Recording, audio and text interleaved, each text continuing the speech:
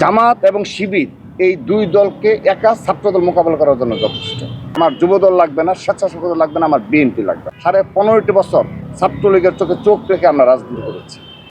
আপনি দেখেন একটা ছোট ঘটনা নিয়ে বেগম রোকেয়া বিশ্ববিদ্যালয় একটা ছোট ঘটনাকে কেন্দ্র করে সেখানে কি ধরনের অস্ত্রের মহড়া, এবং শুধু তাই নয়, রাত ব্যাপী আমাদেরকে তো আমাদের উপর তো হামলা করা হলোই, নৃশংস হামলা চালানো হয়েছে, এটা ওপেন সোশ্যাল মিডিয়া আছে। শুধু তাই নয়, এগুলো আবার শিবিরের নেতাকর্মীরা জাস্টিফাই করছে যে না, এই তাড়িয়ে দিয়েছে, 2 মিনিট শিবিরের সাথে টিকতে পারে না, আবার লাগতে আসে, বেগম রোকেয়া না, রংপুরে ছাত্রদের কোনো অস্তিত্ব রাখা হবে না।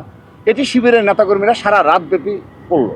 তারপর কি হলো, এই ঢাকা সদরের এই যে জনাব তারেক রহমানের যে প্রতিদ্বন্দ্বী, তিনি সহ জামাতের ঊর্ধ্বতন নেতৃবৃন্দ এটাকে এতভাবে সাফাই করলো যে একটা বীর হিসাবে আখ্যায়িত করলো, এভাবে অস্ত্র শস্ত্র নিয়ে ছাত্রলীগের স্টাইলে হামলা করাকে।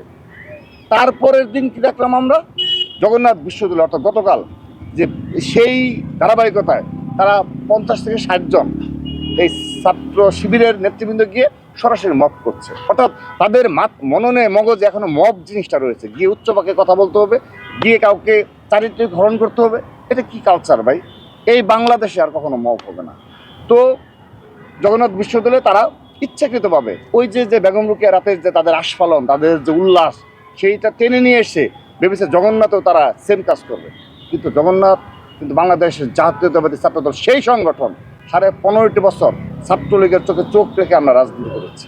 আমরা একটি দিনের জন্য গুপ্ত হইনি, একটি দিনের জন্যও আমাদের জীবনের ঝুঁকি থাকা সত্ত্বেও আমার ছাত্র দলের একজন নেতাকর্মী ওই ছাত্রলীগের পতাকা তলে গুপ্ত হয়ে রাজনীতি করেনি।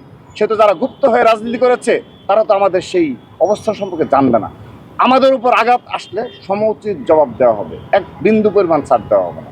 তো সেক্ষেত্রে আমরা অত্যন্ত সহনশীলভাবে তাদের সাথে যখন মব করছিল ডিসি স্যার এবং ওইখানে এবং সেখানে ইউজিসি সদস্য ছিলেন, তার সম্পর্কে তখন আমাদের ছাত্র দলের যে সকল নেতৃবৃন্দ ছিলেন অত্যন্ত সহনশীলভাবে দেখবেন যে তাদেরকে বলতেছে যে চলে যাও, এরকম করো না।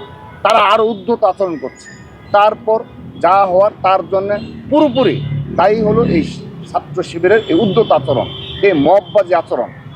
এবং তারপর ঢাকা কলেজে দেখেন, ঢাকা কলেজে কী ঘটেছে সেই একই ঘটনা আপনি দেখেছেন যে নিউ মার্কেট থানা ছাত্র শিবিরের একজন নেতা, তিনি আমার ঢাকা কলেজ আমার ছাত্র দলের রানিং সদস্য সচিব, যিনি জুলাই আগস্ট গণঅভ্যুত্থানে মৃত্যুর হাত থেকে বেঁচে ফিরেছেন, দেখেছেন তার সেই গুলি বেদ করে চলে গেছে, একটু এই পাশে হলেই তিনি আমাদের মাঝেই থাকতেন না। তাকে কি ধরনের হুমকি দেয়, হুমকি দিয়ে সারা রাত, হুমকি দিয়ে আবার সারা দিন গেছে, সারা রাত গেছে, সে আর তো আর আসে না। তো হুমকি দেওয়ার জন্যে সে ধরনের হুমকি দিতে হলেও সে ধরনের ক্যাপাসিটি লাগে, সেই ক্যাপাসিটিটা তাদের কিন্তু নেই। তারপর দেখেন আজকে আমরা শুনলাম, আমরা আজকে প্রোগ্রাম করছি, এখানে শুনলাম আমাদের এই যে ঢাকা বিশ্ববিদ্যালয়ের নেতৃবৃন্দ আছে জানালো যে আজকেও লাঠি সুতা পাইপ টাইপ ওপেন প্রদর্শন করে করছে। আমি স্পষ্ট ভাষায় বলছি, জামাত এবং শিবির এই দুই দলকে একা ছাত্রদল মোকাবেলা করার জন্য যথেষ্ট। আমি আবারও বলছি, আমার যুবদল লাগবে না, স্বেচ্ছাসেবক দল লাগবে না, আমার বিএনপি লাগবে না।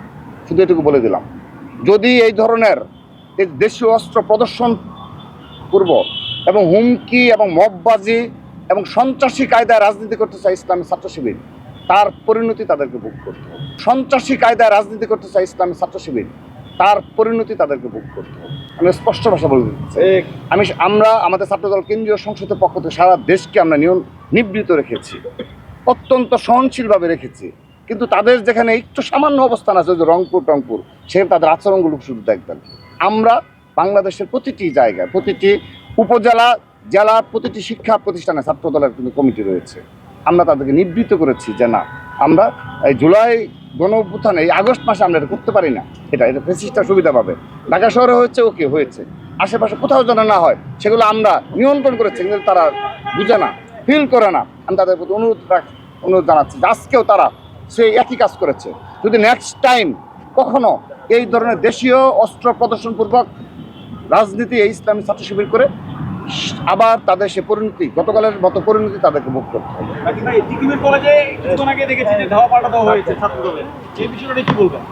আমি আপনাকে স্পষ্টভাবে বলি, আমরা অত্যন্ত সহনশীলভাবে রাজনীতি করতে চাই। যদি আবারও বলে দিচ্ছি, যদি কোনোভাবে ইসলামী ছাত্র শিবির কোনোভাবেই কোনো উচ্ছৃঙ্খল পরিস্থিতি এবং মববাজি এবং সন্ত্রাসী কায়দায় কোনো কিছু করতে চায়, আমরা এক বিন্দু পরিমাণ ছাড় দেওয়া হবে না, শুধু এটুকু বলে দিলাম। কিন্তু আমরা দেখেন বিগত 2টি বছর কোথাও দেশীয় অস্ত্র আপনি দেখান, আমাদের একটা দেশীয় তাদের মতো করে কোথাও আমরা এভাবে তাদেরকে হুমকি দেওয়া বলেন কোথাও একটা এরকম কর্মসূচি পালন করেছি কোনো ক্যাম্পাসে পাইনি। সেই কালচারটা শুরু করলো, সেই ছাত্রলীগের কালচারটা সেই বেগম রুকিয়া থেকে শুরু হলো, এবং আজকেও সেই ঢাকা বিশ্ববিদ্যালয়ে তারা এটা নিয়ে ঢুকেছে। তারা কি বার্তা দিতে চায়? তারা কি বার্তা দিতে চায়? তারা এই বিএনপি ছাড়া তাদের অস্তিত্ব আছে? তারা এগুলো বুঝে না, এগুলো তাদের বুঝতে হবে। এই জুলাই আগস্ট গণ অভ্যুত্থানে মাধ্যমে একটা সরকার গঠিত হয়েছে জনগণের ভোটের মাধ্যমে। তারা কি মববাজি করে কোনো ক্ষতি করতে চায়? এই দিন আর বাংলাদেশ আর কোনো দিন ফিরে আসবে না। সাধারণ শিক্ষার্থীরা এত বোকা না যে তাদের ফাঁদে পা দিয়ে কোনো ইস্যু ছাড়া, কোনো কারণ ছাড়া তাদের পক্ষে দাঁড়াবে। এই ধরনের বাংলাদেশ আর কখনো হবে না ইনশাআল্লাহ। দিয়েছি, এর মধ্যে সব চলে আসছে। সবাইকে